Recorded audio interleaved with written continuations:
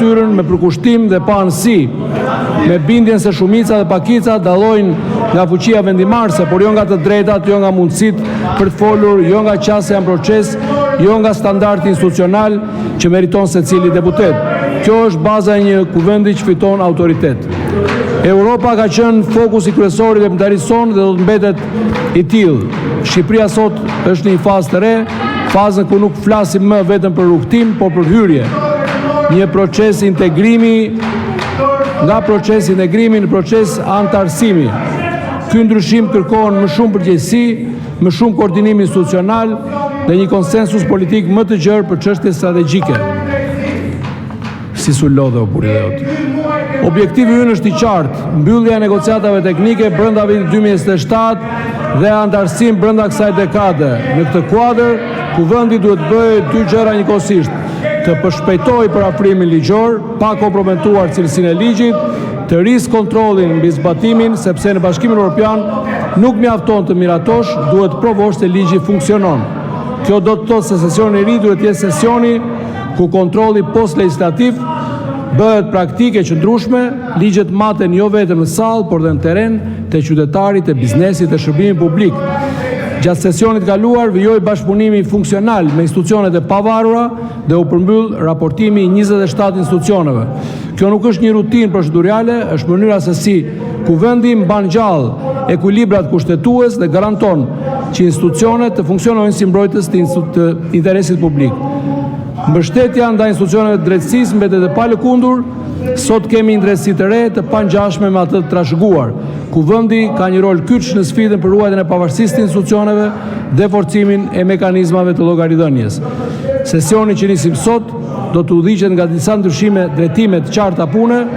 E para, agenda e integrimit evropian si prioritet i padiskutueshëm, diplomacia parlamentare si rrjet besimi për antarësimin, mbikëqyrje më e fortë, më e dobishme, më pak formale dhe modernizim dhe transparencë. Një kuvend i hapur 24/7 përmes teknologjisë. Sot teknologjia nuk është luks, është mjet për të sjellë kuvendin më pranë qytetarëve.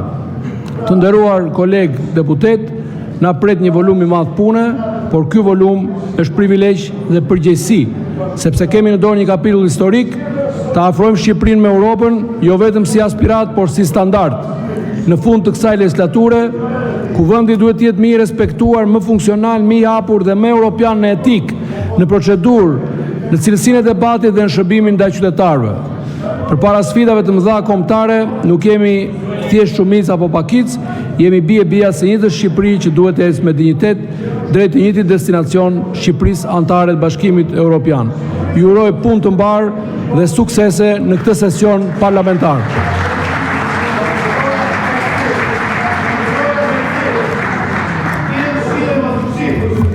Sipas traditës parlamentare të konsoliduar tashmë nga Kuvendi i Shqipërisë, në seancën e parë të çeljes kuvendit, pas përfundimit të rendit ditës, do të ftoj kryetarët e grupeve parlamentare të përshëndesin fillimin e sesionit të ri parlamentar. Filloj me çështje sipas rendit ditës, miratimi procesverbal i seancës plenare datës 18/12/2025. Procesverbalin e keni marrë rrugë elektronike. Ka vërejtje procesverbalin? Nuk ka, miratohet procesverbali. Kalojmë tek njoftimet. Ju njoftoj se në kuvend janë depozituar 12 projekt ligje nga Këshilli i Ministrave, një akt normativ, 2 kërkesa për interpelancë, 1 kërkesë për seancë pyetjesh. Të gjitha këto dokumenta e gjeni të publikuara në faqen e kuvendit në internet. Ju njoftoj se kryetari i grupit parlamentar të Partisë Demokratike ka propozuar që zoti Evangel Dule të caktohet antar zëvendësues në përfaqësimin e opozitës pranë Asamblesë Parlamentare të Këshillit të Evropës. Ju njoftoj se nga kryetari i grupit parlamentar të Partisë Socialiste është depozituar një kërkesë për ndryshime në antarësi në komisionet e përhershme, kërkesë që do të votohet në fund seancës. Ju njoftoj se sot, në datën 19 janar 2026, u mblodh konferenca e kryetarëve për të shqyrtuar projekt programin e punës për periudhën 19 janar 27 shkurt 2026, projekt kalendarin e punimeve të kuvendit për periudhën 19 janar 6 shkurt 2026 dhe projekt kalendarin vjetor të kuvendit për raportimin e institucioneve të pavarura për veprimtarinë e tyre gjatë vitit 2025. Në konferencën e kryetarëve nuk pati mirëkuptim lidhur me projekt programin dhe projekt kalendarin e punimeve të kuvendit dhe për projekt kalendarin vjetor të kuvendit për raportimin e institucioneve të pavarura për veprimtaritë e vitit 2025. Në bazë të nenit 26.6 dhe nenit 27.4 rregullores, ku në konferencën e kryetarëve nuk arrihet mirëkuptimi për programin dhe kalendarin e punimeve, kryetari i kuvendit e harton vetat dhe ja paraqet për miratim kuvendit në seancë plenare. Projekt programi automatikisht bëhet 3 javor. Kuvendi vendos me votim të hapur miratimin e programit dhe kalendarit pas diskutimit për jo më shumë se 5 minuta, një folës pro dhe një folës kundër. Kush e do fjalën pro? Nuk ka. Kush e do fjalën kundër? Nuk ka. Kalojmë procesin e votimit. Edhim votim projekt programin dhe projekt kalendarin e punimeve të kuvendit. Votimi do të jetë i hapur me kartona. Kush është pro? Pro? 81 pro, kundër? Nuk ka. Abstenim? Nuk ka. Miratohet programi dhe kalendari i punimeve të kuvendit për periudhën 19 janar 6 shkurt 2026. Edhim në votim projekt kalendarin vjetor të kuvendit për raportimin e institucioneve të pavarura për veprimtarinë e vitit 2025. Votimi do të jetë i hapur me karton. Kush është pro? Vjojmë punën, zoti Berisha. Detyrë shtetërore. 81 vota pro. Kush është kundër? S'ka kundër. Një kundër, zoti Lecka e kundër. Abstenim? Nuk ka.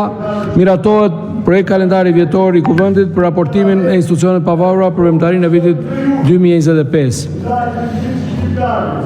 Tani sipas dëshirës fjalën e kanë kryetarët e grupeve parlamentare. Grupi parlamentar Aleanca për Ndryshim e kryetar zoti Fatmir Mediu. Zoti Mediu, e doni fjalën? Nuk ndodhet në sallë. Grupi parlamentar Partia e Lirisë. E doni fjalën? Ndjes, është në sallë, por nuk e do fjalën. Grupi parlamentar Partia e Lirisë me kryetar zoti Tedi Blushi. E doni fjalën, zoti Blushi? Grupi parlamentar i Partisë Demokratike me kryetar zotin Gazmend Bardhi. E doni fjalën? Urdhoni, e ke fjalën. Zoti Blushi ka fjalën.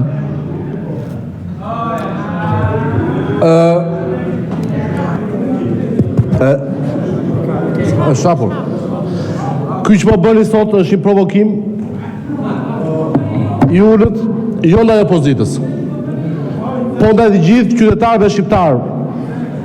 Nuk më të bëjni ju mburoj hapuni e korrupsionit.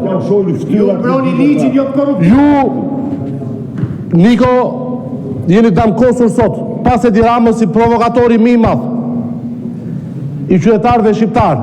Dhe flaka e këtij provokimi do të bjerë edhe mbi ju.